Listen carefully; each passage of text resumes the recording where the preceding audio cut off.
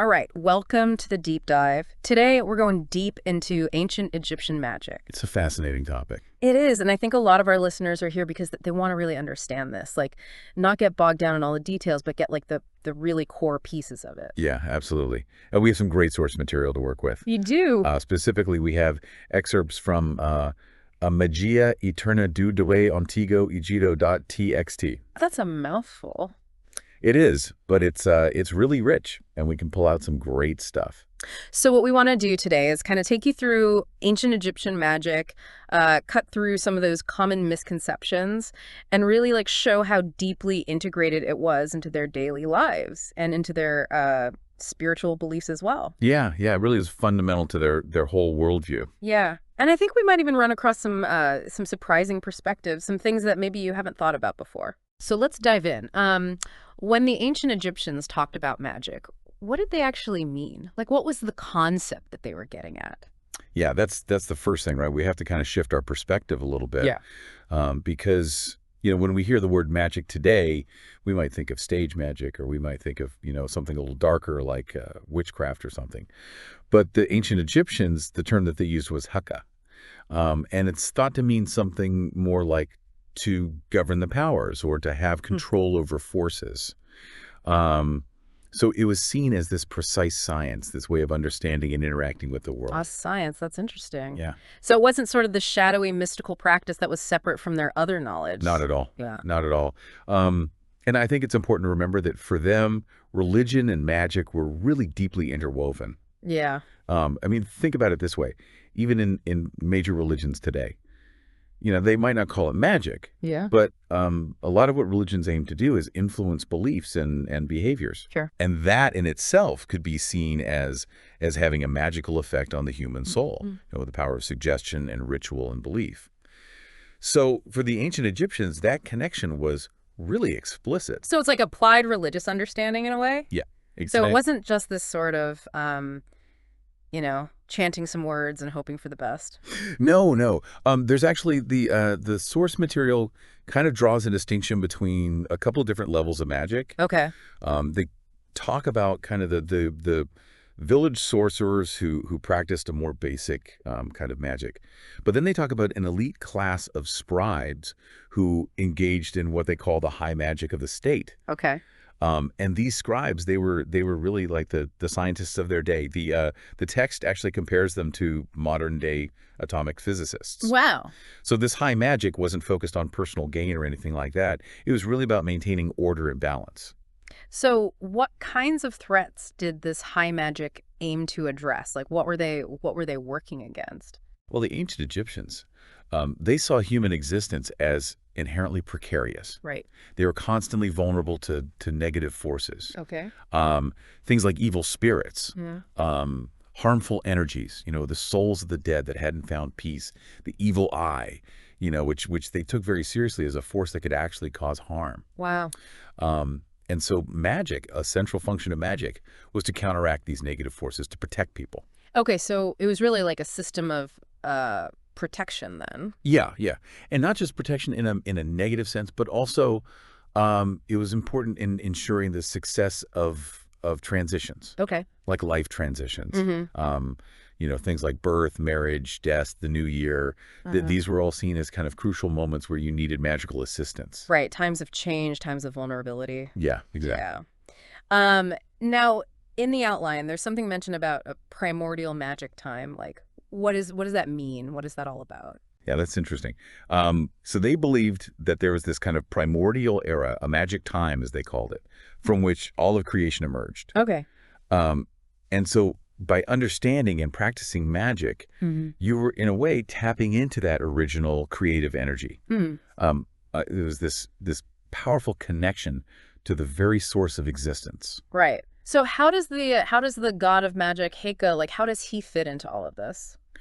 Well, Heka is the personification of magic, right? Yeah. He is seen as a creation of light itself. And the text makes this interesting point about how the idea of black magic and white magic that actually came later. Okay. That was seen as a kind of decline Mm. from the original understanding of magic, which was solar. Okay. Associated with light and knowledge and order. So Heiko was kind of this embodiment of solar magic then. Exactly. And what was his role in like the divine world?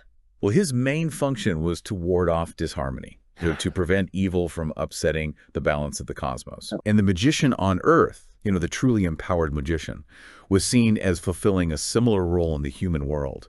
Mm. They were often identified with Horus, Yeah. who embodies the protective magic of Isis. Right.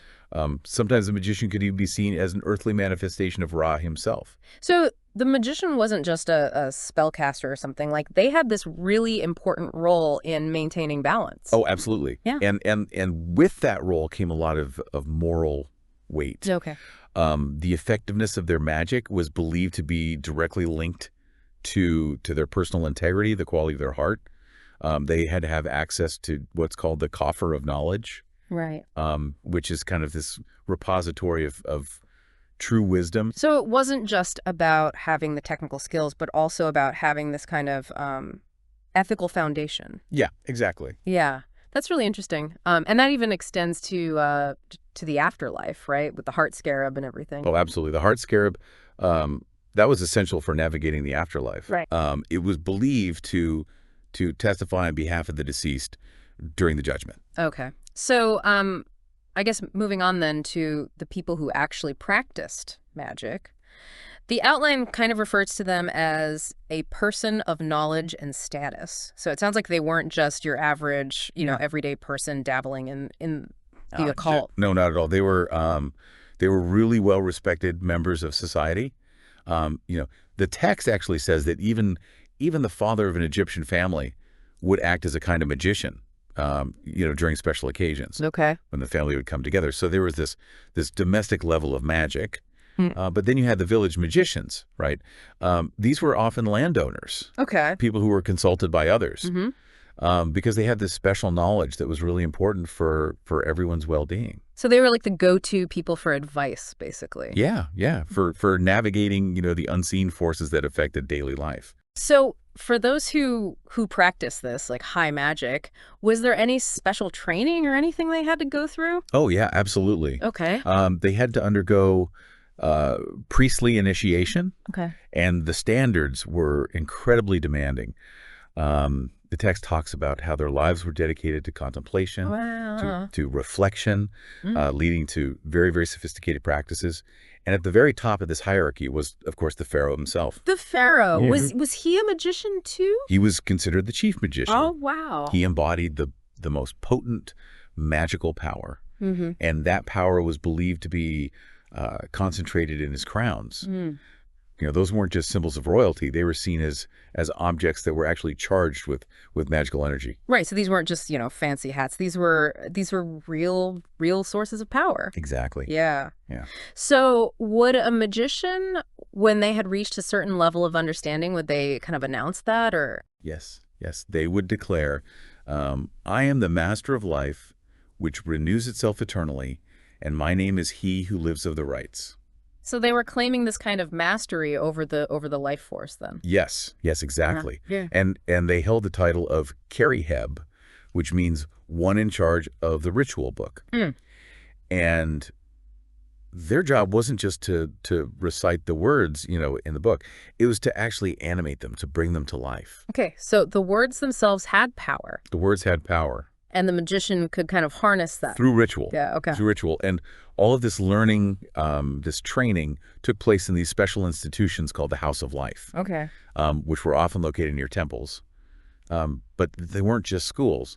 They were centers for the study and practice of ritual. And, the text calls it the first science of government. Mm. So it's very much connected to the running of the state. Right. So the first science of government was essentially magic or ritual. Well, the application of magic. Yeah. That's really fascinating. So are there any specific figures or magicians that are mentioned in the material that are worth noting? Yeah, there are a few. The high priest of Heliopolis is a really interesting one. He was called the Ur-Ma'u, which means great seer. Okay. And he wore this ceremonial attire, a beast's skin covered in stars, very similar to the cosmic mantle worn by French kings. Wow. So he was seen as this guardian of the solar tradition, and his magic was what ensured the daily rebirth of the sun. So without him, the sun might not rise. That was the belief. Wow, that's a lot of responsibility. It is. It is. And then you had the priestess Sekhmet, Okay. a lion-headed goddess, who were specialists in medicine and surgery. So there was this connection between magic and medicine then. Oh yeah, very, very much so. Okay. And even they mentioned that at Deir el Medina, where they were building all these tombs, they had snake and scorpion charmers to keep the workers safe. That's fascinating. So it really was everywhere. It was in every level of society. It was. And in all these different activities. It was, and the text emphasizes that the magician was someone who wielded the verbo, the word. Okay. They were connected to the creative power of language. Right. And their initiation, it wasn't just about learning practical skills. It was about cultivating their inner potential. Okay. Just like, the deceased wanted to become an Akka, an illuminated being in the afterlife, the magician wanted to connect with that same light of origin while they were still alive. So it was like a form of spiritual enlightenment almost. Yeah, very much so. Yeah. And there was this idea that every human problem had a kind of divine precedent. Okay. A similar event that had occurred in the realm of the gods. Okay. And so the magician could draw on that divine knowledge to find solutions. So it was about finding the cosmic blueprint. Yeah. And during healing, they would often identify the patient with an indestructible deity. Okay. As a form of protection. Okay. And they even mention Apuleius. Okay. The Roman author. He was actually familiar with Egyptian magic, and he described it as being pleasing to the gods. Oh, wow. So even the Romans were paying attention to what the Egyptians were doing. They were. That's fascinating. And the magicians themselves, they underwent this rigorous preparation. Okay. Both physical and psychic, to prepare them for what they call the unknown adventures. Okay. And they would declare, "There is no member in me devoid of God." So they saw themselves as completely permeated by the divine. Right, and we've talked before about how they would associate different parts of their bodies with different deities. Exactly. And they would actually apply amulets from Heliopolis to reinforce those connections. Right. And the same kinds of amulets were used on mummies. Okay. To protect them and ensure their safe passage into the afterlife. Right, to keep them whole. Yeah. And the goal of the initiate was to become an Akh. Right. A luminous being with supernatural power. The body belongs to the earth, but the Akh belongs to heaven. And the pharaoh, of course, was often referred to as the son of light. Right. It all kind of comes back to that light imagery. He does. Yeah. Okay. So let's talk about like the actual stuff that they did. The outline calls it the magician's powers and practices. So what could these magicians actually do? Well, the source material tells us about this Luxor magician. Okay. And his descendants, who were very familiar with the ancient texts.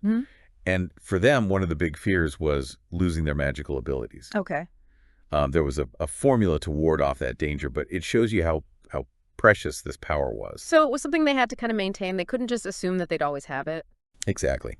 And the text does talk about how over time there was a decline. The true magical powers became maybe a little bit more mundane. They're talking about things like making hair grow or causing baldness. But then they mentioned this light and papyrus. Okay. Which lists all these more spectacular practices. Right.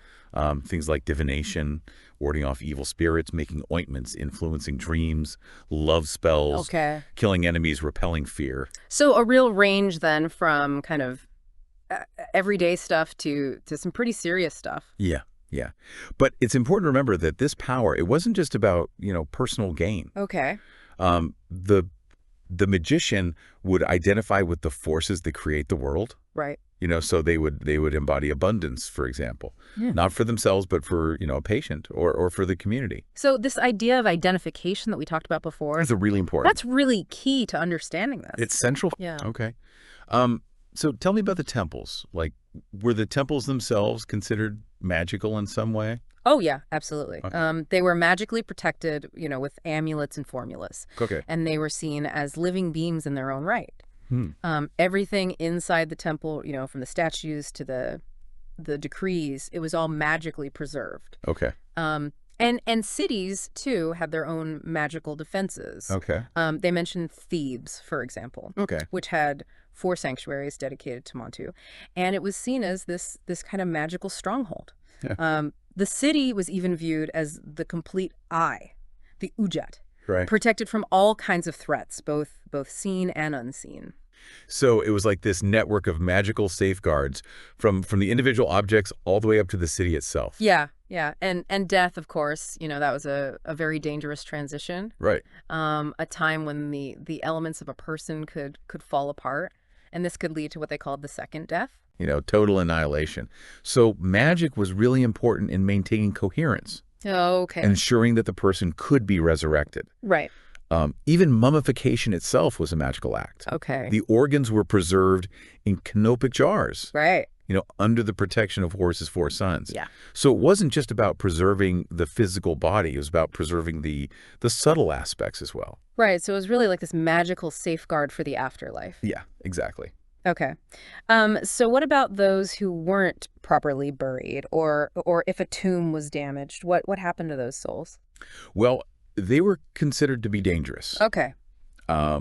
Because they could wander and potentially cause harm to the living. Okay. And so it was the magician's job to neutralize them. Right. Using all the secret knowledge they had learned in the House of Life. Right. And the life statuette, which was associated with that institution, that was believed to protect against sudden death, fire, even cosmic collapse. Yeah. And it actually underwent its own mummification. Wow. So even the objects themselves were subject to these rituals. They were. Yeah. And then you had the famous opening of the mouth and opening of the eyes rituals. Right. Which were meant to transform the corpse into a living being in the afterlife. Right. They used specific tools. They used fumigation, purification. They invoked Thoth, just like he had done for the god Sokar. And the sarcophagus itself wasn't seen as a closed tomb. It was a ship. Okay. The womb of the sky to help the deceased on their journey. Right. So it's all about this transition. Yeah. Death isn't an ending, it's a change. Exactly. Yeah. Now the outline talks about how important the name was. Like what was it about the name that was so important to them? Well, the name was really the key to true knowledge. Okay. To know a being's name was to understand its essence. Okay. To have a kind of power over it. Mm. And to destroy a name was the ultimate harm. Mm. So magic was used to protect names, to ensure that they would endure. And the sounds themselves, like the sounds of the name, those had power too. The sounds had power. The magician could use them in rituals. Wow. And there's that famous story about Isis and Ra's secret name. Right. Where she tricks him into revealing his name. Right, right. And then she has power over him. Exactly. And that shows you, how important names were even to the gods. And that extended into society as well. Okay. Names were used in court judgments. Mm. They could be changed as a form of punishment. So your name wasn't just this thing that identified you. It was Yeah. this thing that really had this weight to it. It had power. It was connected to your very being. Yeah. So are there any other objects that were important in their magical practices? Yeah, they mentioned the Jed pillar, Okay. that represents the backbone of Osiris, Right. and it symbolizes stability. There were formulas that were spoken over it for protection, Okay. and amulets made of gold were often placed on it to prevent what they called decentering, Mm. being thrown off balance by negative forces. Okay. And then you had amulets like the Hand of Adam that were associated with rebirth. Oh, wow. The resurrection scene in Pete Osiris's tomb, shows Osiris becoming this solar being, Right. and it's all about this renewal, this transformation. Right. And that's a key part of Egyptian belief. Yeah, Mm-hmm. that idea of rebirth and coming back. And the initiates of Thoth, they understood that Osiris and Ra were really inseparable, Okay. and that Ra's essence, in the form of certain stones and gums, it was what made the mummy indestructible. Right. So it's about taking on those divine qualities. It was. Yeah. And the coffin texts, they actually have formulas for for understanding the 7 knots of the celestial cow, Okay. which was thought to help the magician navigate the celestial realms. Okay. And these knots were also associated with points in the human body Okay. that were important for health and vitality. Right. And numbers were important. Colors were important. Okay. They would have altars with 4 tables representing the 4 directions. Yeah. The number 7 was really important. Okay. They mentioned this ritual in the Leiden papyrus that involved 7 bricks, 7 offerings, a medium. Right. So it's this really complex system of symbols and correspondences. Yeah, it's very intricate. Yeah. So were there any kind of substitute bodies or like objects that were used to represent people in their practices? Yeah, they would use little figurines, like servants. Okay.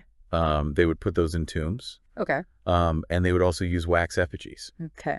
that they could, direct harmful forces towards. Right. So they could kind of take the hit for the real person. Yeah, exactly. Yeah. And the Ushaptas, those were little figures that were meant to help the deceased in the afterlife. Right. And the Egyptians, they really believed that the boundary between the living and the dead was permeable. Okay. So spirits could travel back and forth. Okay. Sometimes for good, sometimes for bad. Right. And they would even write letters to the dead. Really? Yeah. Okay. Often on bowls or papyrus, asking for their help or intervention. So the dead could still influence what was happening in the world of the living. They could. Wow. What about lamps? Like, were lamps used in magic at all? Yeah, the Leiden papyrus actually describes how they would use lamps for divination. Okay. They would darken the room. They would have a special oil lamp. Mm-hmm. They would adore Ra, and the magician would touch the lamp and speak incantations. Okay. And they would have a blindfolded medium there. Mm. And the lamp was seen as a kind of receiver for divine messages. Oh. Sometimes they would use special flowers in the preparation as well. Okay. And the magician would even identify with Osiris's journey. Right. Across the waters of the underworld. Okay. And they had formulas for navigating those dangerous waters. Right. So even like light and darkness were part of this magical system. Yeah. Light and darkness, the elements, the pharaoh pouring water, that was a magical act. Okay. That was seen as providing energy to the sun. Right. The Nile itself, that was a source of life, but it was also a source of danger. Okay. There were all these creatures in the Nile. Right. And they had to be controlled with what they called water enchantments. Okay. Secret texts from the House of Life. So even the Nile had to be magically managed. It did. Yeah. And these rituals, they often involved an egg, Okay. representing the primordial egg. Right. And a bird. Okay. And to combat these water creatures, the magician would identify with warrior gods. Okay. Like Amon or Honorius, Yeah. Montu, Yeah. Soped. Right. And the coffin texts actually describe how the magician could become the 4 winds Wow. in order to learn the name of the god who controlled the celestial ladder. Right. So they could ascend to paradise, Mm-hmm. and that would give them dominion over the entire universe. Wow. And even their clothing, that represented the life-giving air. Okay. But air could also be dangerous. Right. It could carry miasmas. Mm-hmm. So they had formulas for dispelling bad air, Okay. often invoking Nekbet, Right. the vulture goddess. Okay. And fire was really powerful. Okay. It can be both destructive and creative. Right. They talk about Sekhmet's fiery breath, Okay. but they also have spells for extinguishing flames. Right. Sometimes using some pretty strange ingredients. Uh-huh. And Horus was very important in cases of burns. Okay. They say that Isis used her own bodily fluids to heal him. Wow. And the sun was seen as this positive fire, Okay. the source of creation. But it needed to be renewed every day Okay. through magic, Yeah. to fight off the forces of darkness. Right. So even the sun needed this kind of magical maintenance. It did. Yeah. And they had these astronomer magicians who were constantly watching the sky, Okay. to make sure that the sun's bark was traveling safely, Right. because that was essential for the circulation of energy. Right. The life force. Yeah. And even destructive fire, that had its own protective function. Okay. There were formulas for expelling the fiery circle around Ra. Mm. And they would use these hypocephalae, these discs with images and formulas on them. They would put those under the heads of the deceased Okay. for warmth and protection. And torches, the torches that were used in rituals, those were prepared by fire initiates. Okay. There were specific instructions for how to make them, how to extinguish them. It was all very carefully controlled. Guys, see you in another podcast. Don't forget to subscribe to our channel.